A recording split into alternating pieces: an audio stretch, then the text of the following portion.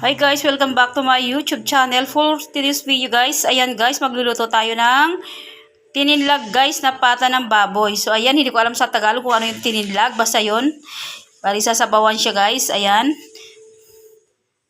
Nagaya ko yung recipe na to guys sa aking kapatid na isa ring content creator na si Jo Padam. Hi sa'yo Jo Padam, shout out sa kay Jo Pangit. So ayan, ang ating recipe for today's video guys, ayan. Tininlag na pata ng baboy. Mayroon po tayo yan. Yan, bali hinugasan ko na to guys. Ayan, nahugasan ko na po yan siya. Ayan. Bali hinugasan ko na yan siya guys ng maayos kasi gawa ng marami siyang yung maliliit na mga buto-buto na nag-crack-crack. Tapos dumikit sa mga laman yan. Inisa-isa ko talaga siya. Malinis na yan siya. Ayan. Ayan. Then, mayroon po tayong repolyo guys. Ayan, in-cut ko lang siya guys ng malalaki. Ganyan, para buo-buo pa siya. So, ayan. At meron din tayo ito guys na paminta, laurel, sibuyas, bawang, at lemongrass o tinatawag nilang tanglad. So, ayan guys, tara.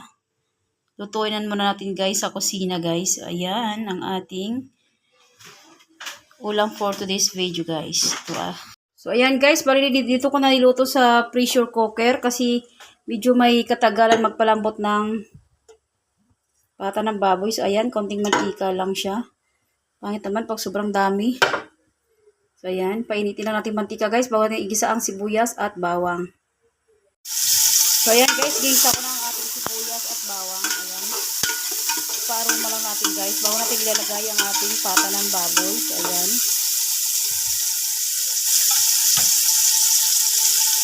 Yan, nilagay ko na rin ang ating tanglad.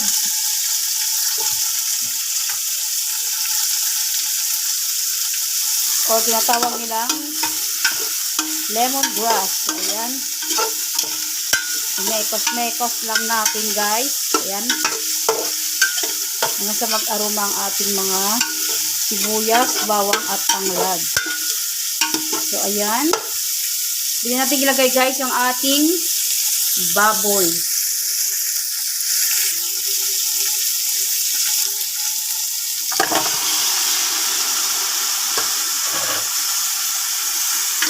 Ayan guys, haluin lang natin. Ano to guys, magluto ng tininlag.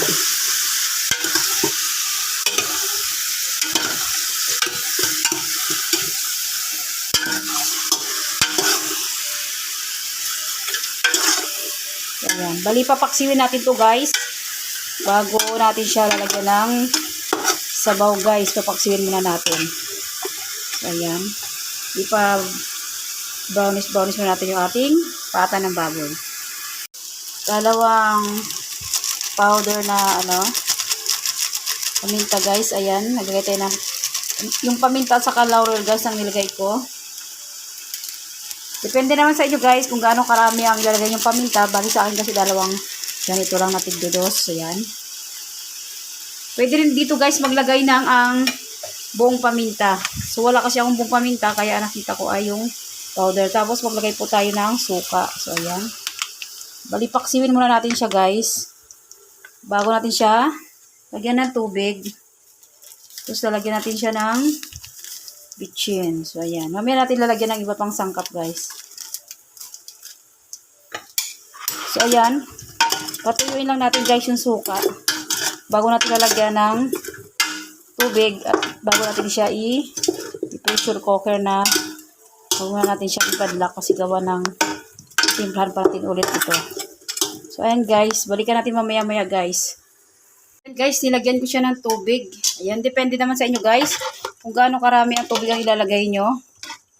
Ayan. Bali dinamihan ko siya para maraming sabaw. At isa pa para malambot ang ating pata ng baboy. So ayan. Ayan. Kuluin lang natin siya guys. Bago tatakpan na natin. Ipapalambot na natin siya. Ayan. Kasi pag tinakpan na natin to, hindi na natin siya pwedeng buksan or halo-haloin. So ayan. Bali nilagay ko na lahat ng ricado. Ayan, naglagay din tayo guys ng ayan, sinigang. Ayan. Bali, dalawang sachet guys na maliit na sinigang sa sampalok.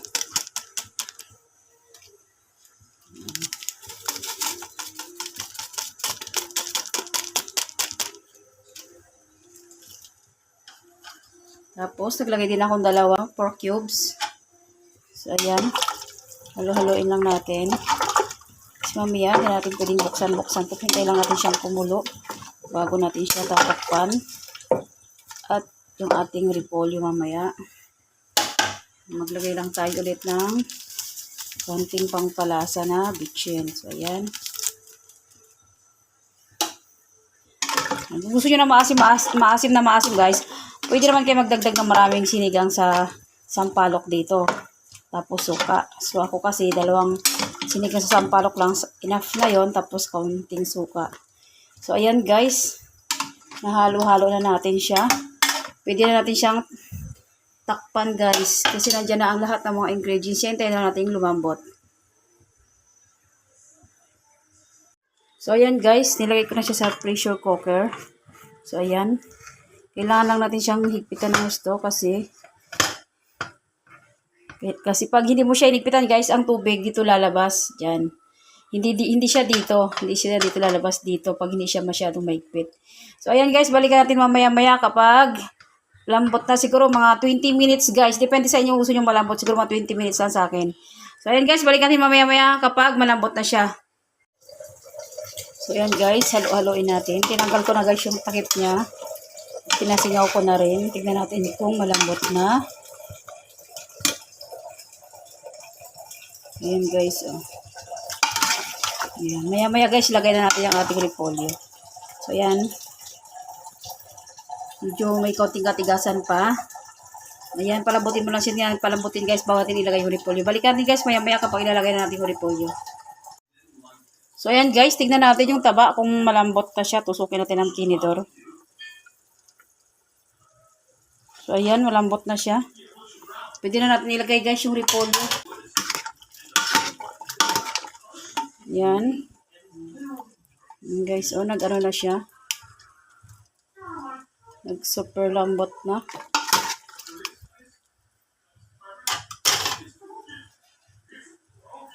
Ayan, lagay na natin ang ating repolyo.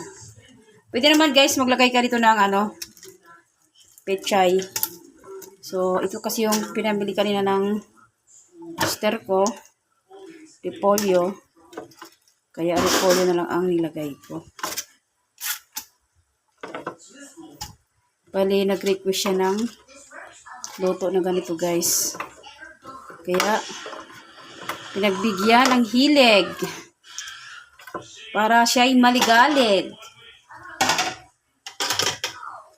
Hindi guys, meron kasi siyang ubo at sipon.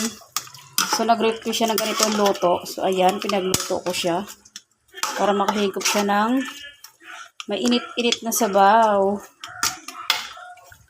Masarap to guys, itong tininlag guys. Try nyo. Sundan nyo lang yung step by step na pagluluto ko guys. Para pag maasim, talaga na maasim, ay wow, sarap talaga. The best talaga sa tanghalian to guys.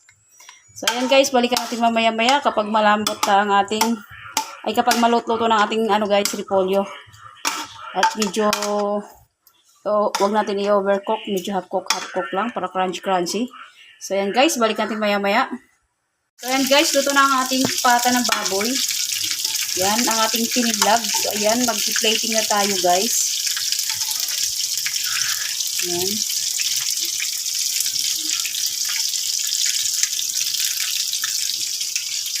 Ayan, mag-plating na tayo. Pasensya na guys. Kasi ako lang talaga mag-isang nagbibig. Ayan.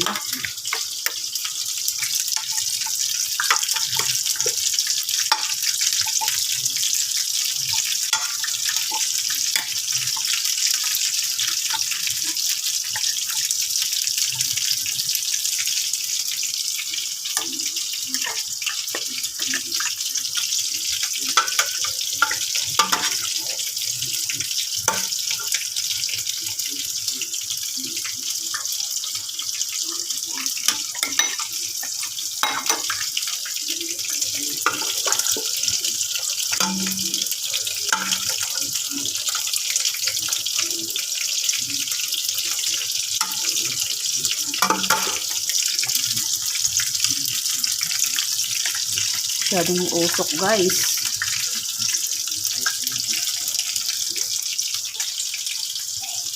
Masyadong mainit guys. Ayan, nagpiting na tayo guys. Nag-usok-usok pa siya guys. Ayan. Ilagyan natin siya ng konting sabaw. Ayan, para makahigop ng sabaw ang ating habi. Dahil masama ang pakiramdam niya, so ayan, nagluto ako ng sinilog na pata ng baboy. Lagyan natin siya ng kaunting gulay. So, ayan guys ang ating gulay.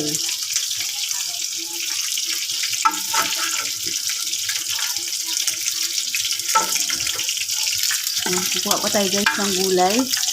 Mas masarap kasi pag maraming gulay. So, ayan guys, ang ating tinilog na pata ng baboy.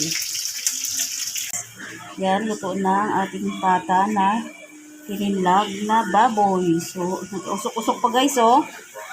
So, ayan. Kain na tayo guys. Salamat sa panonood guys. Sana nag-enjoy kayo at nagustuhan ninyo ang ating ulam for today's video guys na ating pananghalian guys. So, ayan. Thanks for watching. Please like, comment, and share, and subscribe. God bless.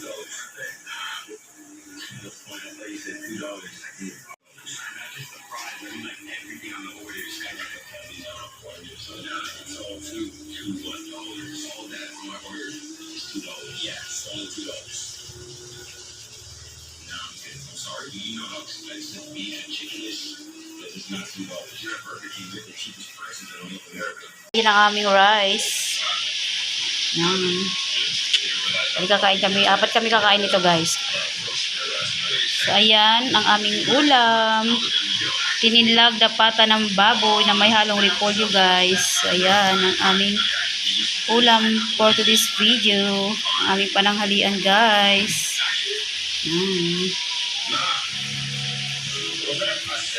Kaming 4 ang kakain dito.